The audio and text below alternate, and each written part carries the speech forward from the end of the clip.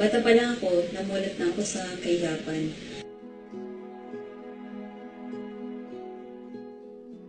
Nalala ko 5 years old na ako noon. Sinasama na ako ng nanay ko sa palengke para magbenta ng mga prutas.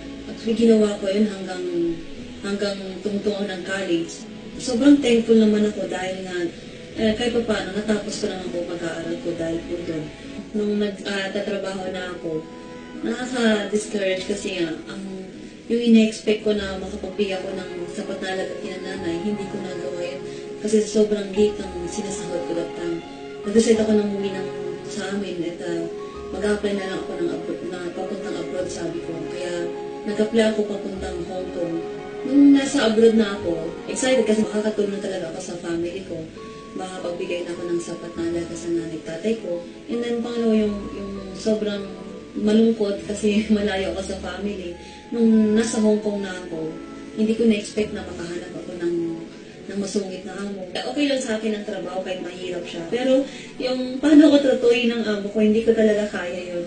Sabi kong ganun, uwi na lang ako, maghanap na lang ako ng trabaho.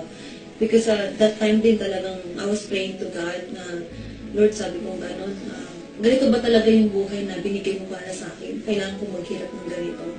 And hanggang isang araw may nag-offer sa akin na mag-aral ako ng caregiver. And then after a few months, natapos ko po yung course ng caregiver. Nung nag-apply ako papuntang Canada, yun naman yung time na nag-start na imbitahin ako ng kuya ko na mag-join ng IB Global. Noong una, hindi talaga ako sa negosyo. Sabi ko talaga hindi ko linya yan. Sabi ko mag-abroad na lang ako. Nung time din na yun, kailangan ng nanay ko yung products. And pati lola ko kailangan niya. So wala akong choice that time, kundi talagang bumili na lang ako ng package. And yung pinabili ko pa ng package, inutang ko pa. So nag-join ako sa IB Global. And after a year, nakalimutan ko ng pag-abroad ko, nakalimutan ko na ang Canada. Kasi sabi kong ganun, kung pwede ko naman kitain dito sa Pilipinas, ang pwede kong kitain sa Canada, bakit pa ako mag-abroad? Talagang pinag-aralan ko yung negosyo. On my second year, doon ko po na-earn yung first million ko. And then on my second year also, nabili ko po yung first car ko. Dati, naglalakad lang ako. Ngayon, nagdadrive na ako ng sarili kong kotse, di ba? So, tinuloy-tuloy ko lang po. And then, that time, sabi ko gano'n, gusto ko na rin mag-asawa. Nung nag-start kasi ako sa IB Global, natutunan ko talagang mag-set ng goals. Kaya sabi ko gano'n, bago ako mag-asawa, kailangan nasa Millionaires Club na ako. Na-earn ko na yung first million ko, nabili ko na yung kotse ko, at nabili ko na rin yung pangarap ko na bridal car. Yung nakakatuwa kasi, natupad ko po lahat yun. And sobrang thankful ako kasi hindi lang, sobra-sobra yung blessing kasi nakapag-asawa rin ako ng napakabait at napaka-supportive. And yun ang one of the best gift na na-receive ko kay Lord. You never have to be a super wife or super mom in our marriage. I only ask that you just be yourself. So, nakakatawa nung nag-decide kami mag-asawa na gawin ng IB Global together dito sa Pilipinas. Nung pabalik ako ng Pilipinas, nung nagtrabaho ako sa Hong Kong, sabi kong gano'n, babalik ako ng Hong Kong hindi para magtrabaho, kundi mag-travel na lang.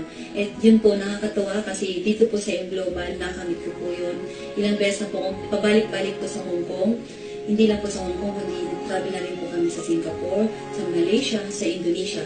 At hindi lang po yun, kundi naikot ko na rin po ang buong Pilipinas. Sobrang thankful ako kasi isa sa pinakapangarap ko rin po na mabiling sasakyan po. Few months ago, I bought my Montero Sports 2013. When I started believing, sunod-sunod ko nang nakamit mga pangarap ko sa Lord. Ang desire ni Lord sa atin is to live in prosperity.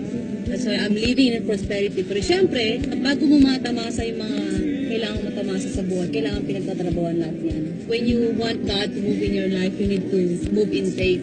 When you move in faith, everything is possible. Lahat ng gusto mo na mangyari sa buhay mo makakamit mo. Guaranteed yan, 100%.